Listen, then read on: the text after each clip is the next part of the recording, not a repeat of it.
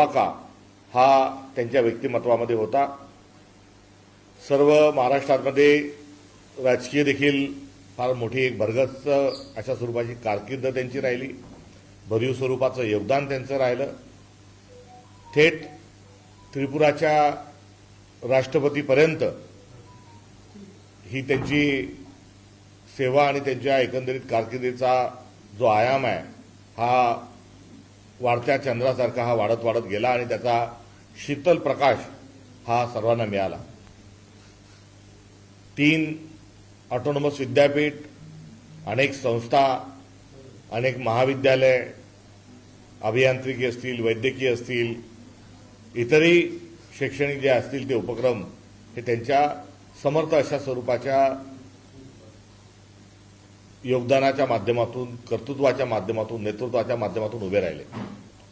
अशा दिवंगत D Y Patil साहेबांना काँग्रेस पक्षाच्या वतीनं आम्ही विनम्र अभिवादन या ठिकाणी करत आहोत आणि काँग्रेस पक्षाच्या वतीनं 3 दिवसाचा दुखवटा देखील हा काँग्रेस पक्ष पाळणार आहे, हे देखील या निमित्तानं आम्ही जाहीर करत आहोत। उद्या त्यांच्या अंत्ययात्रेला देखील काँग्रेसचे कार्यकर्ते आणि नेते हे उपस्थित राहणार आहे। अशा डी वाय पाटील साहेबांना आम्ही विनम्र अभिवादन करतो। सर, सध्या एक तुमच्या ट्विटर हँडल किंवा एक्स पोस्ट पाहायला मिळालेली आहे, गुंगी गुढीवरून फार राजकारण तापलेलं पाहायला मिळतंय, आपली नाही, राजकारण तापण्याचा विषय काय, मूळ मुद्दा काय आहे की पत्रकारांनी प्रश्न विचारले पाहिजे, पत्रकारांच्या विचारलेल्या प्रश्नाला उत्तर दिले पाहिजे। पत्रकारांनी तर विचारलेच पाहिजे, मात्र नागरिक विचारत असेल तर त्याची उत्तर दिली पाहिजे। आपल्यावर जर आरोप होत असतील समाजकारणात, राजकारणात, सार्वजनिक जीवनात, त्याचे देखील उत्तरे दिल्या गेली पाहिजे। मात्र आपण बघितलं की ज्या पत्रकार परिषदेच्या अनुषंगानं काँग्रेस पक्षानं जी ट्विट आम्ही जे केलं त्यामध्ये पत्रकार प्रश्न विचारतात आहे आणि एक ज्यांच्यावर गुंडागर्दीचे अनेक आरोप आहे, एक लोकप्रतिनिधीच्या ऐवजी एक गुंड म्हणून त्यांचं व्यक्तिमत्व महाराष्ट्रापुढे आलेलं आहे, अशा प्रवृत्तीची एक ओळख असणारा, एक परसेप्शन असणारा, एक कीर्ती त्यांची असणारा, अपकीर्ती असणारा जो व्यक्ती आहे तो पत्रकारांना एकेरीमध्ये चुप्प बसवत आहे आणि अशा वेळेस ज्या उपमुख्यमंत्री आहे ह्या एक शब्द देखील बोलत नाहीत। त्यामुळे यामध्ये मूळ मुद्दा जो आहे हा त्यांच्या वर्तनाचा आहे।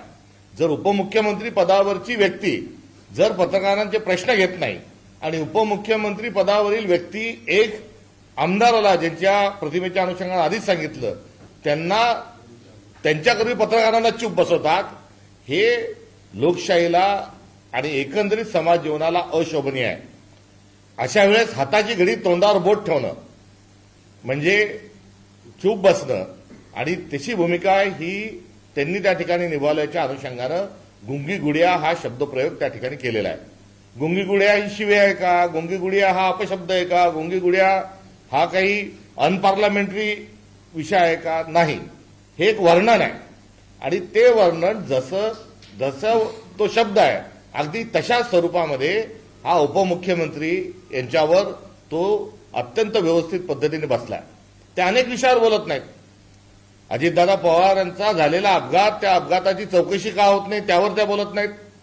या अपघातामध्ये गुन्हा अद्यापर्यंत का दाखल झाला नाही त्यावर त्या बोलत नाहीत। यासोबतच अर्थखातं त्यांना अद्यापर्यंत मिळालं नाही त्यावर त्या कुठेतरी बोलत नाहीत आणि भारतीय जनता पक्ष त्यांच्या अधिकाराचं फार मोठ्या प्रमाणावर त्यांच्या पक्षाचं आणि त्यांच्या पक्षातल्या लोकांचा अधिकारावर गदा आणत आहे तेव्हाही त्या काही त्याच्यावर बोलत नाही आणि असं एकंदरीत त्यांचं जे बोलणं त्यांनी जे थांबवलेलं आहे, त्यांनी जे मुके आणलेलं आहे, हे मुकेपण सार्वजनिक जीवनात आणि उपमुख्यमंत्री पदाच्या एका खुर्चीवरच्या व्यक्तीला हे अशोभनीय आहे।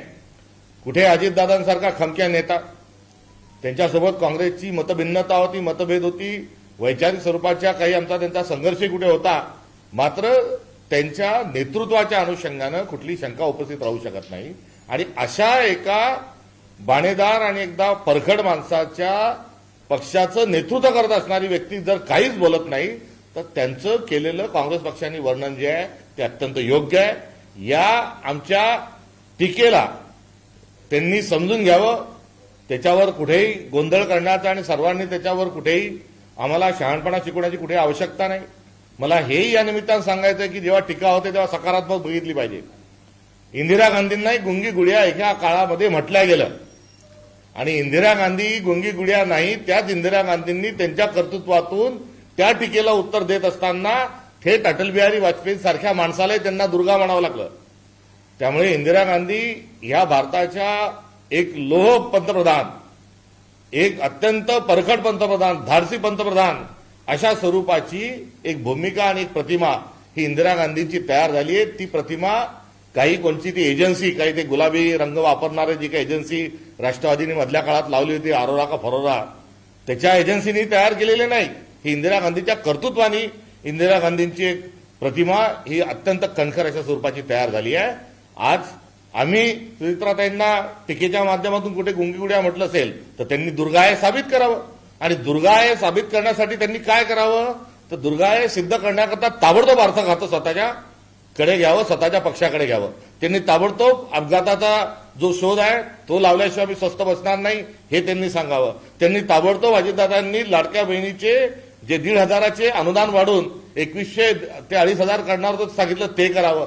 त्यांनी शेतकऱ्यांची कर्जमाफी जी आहे ती कर्जमाफीचा निर्णय हे ताबडतोबीने त्यांनी घ्यावा. त्यांनी स्मार्ट मीटर जे आहे त्या स्मार्ट मीटरचा निर्णय रद्द करावा, त्याची त्यांनी होळी करावी. आणि जर त्यांनी हे केलं तर आमचे आरोप जे आहेत ते आरोप चुकीचे ठरतील आणि त्यांना दुर्गा हा महाराष्ट्र म्हटल्याशिवाय राहणार नाही. मात्र आता स्थिती अशी आहे की त्या गुंगी गुड्या तर आहेतच आहेत आणि हे जे भारतीय जनता पक्ष तो पक्ष रोज त्यांच्या पक्षाला, त्यांच्या आमदारांना, त्यांच्या खात्यातल्या मंत्र्यांना जे हाल लावले आहेत त्यांचं कोणतंही फाईल क्लिअर होत नाही. त्यांच्या विभागाकडे विशेष मुख्यमंत्री लक्ष देत नाही. त्यामुळे आता कुठेतरी राष्ट्रवादी जो अजित पवार पक्षाचा पवार साहेबांचा जो पक्ष होता हा मोदीच्या, अमित शहाच्या ताटाखालचं मांजर झालाय का, अशा प्रकारे आज एक संशयाची स्थिती ही त्यांच्या पक्षाच्या संदर्भात निर्माण झाली आहे. आणि आता थेट निवडणूक आयोगाने आता पक्षाच्या राष्ट्रीय अध्यक्ष या नात्यानं उपमुख्यमंत्री महोदयांना त्यांना पत्र लिहिलं आहे आणि सांगितलं की तुम्ही आणि तुमचे 2 मुलं तुम्ही हे पक्षामध्ये येण्याच्या संदर्भात आणि खजानजीपासून सगळे अधिकार तुमच्याकडे घेत असताना तुम्ही हे जे निर्णय घेतलेले आहेत हे तुमच्या पक्षाच्या घटनेला अनुरूप नाहीत. आणि या प्रश्नाचं देखील उत्तर अद्यापपर्यंत त्यांनी दिलेलं नाही. त्यामुळे राजकीय पातळीवर कुठेतरी, माफ करा, नैतिक पातळीवर आणि निवडणूक आयोगाने विचारलेल्या प्रश्नावर जर त्या काहीच बोलत नाही तर गुंडी गुडिया हा त्यांच्यावर केलेला आमच्या पक्षाने जो आरोप आहे तो योग्य आहे. त्यांच्या निदर्शनांनी ज्या सुनेत्रा वहिनी ज्या आहेत या कणखर नेतृत्व म्हणून समोर येणार नाही.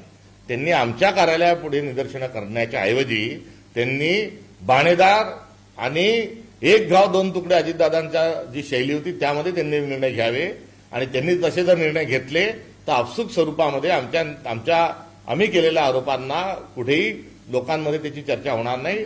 वास्तविक पाहता त्यांनी निदर्शनं करणे आणि आम्ही वस्तुस्थिती सांगणे यामुळे आमचं म्हणणं हे लोकांना पटलेलं आहे आणि आम्ही कुठल्याही व्यक्तिगत आकसापोटी किंवा राजकीय आरोपाच्या अनुषंगाने नव्हे तर एक वस्तुस्थिती दर्शक, एक विरोधी पक्ष या नात्यानं आम्ही केलेली जी टीका आहे ती टीका सकारात्मक पद्धतीने त्यांनी घ्यावी ही त्यांच्याकडून असणारी आमची अपेक्षा आहे. बीड घटनेप्रकरणी जर अजितदादा असते तर हा सूर्य हा जय अशी एकंदरीत अर्थातच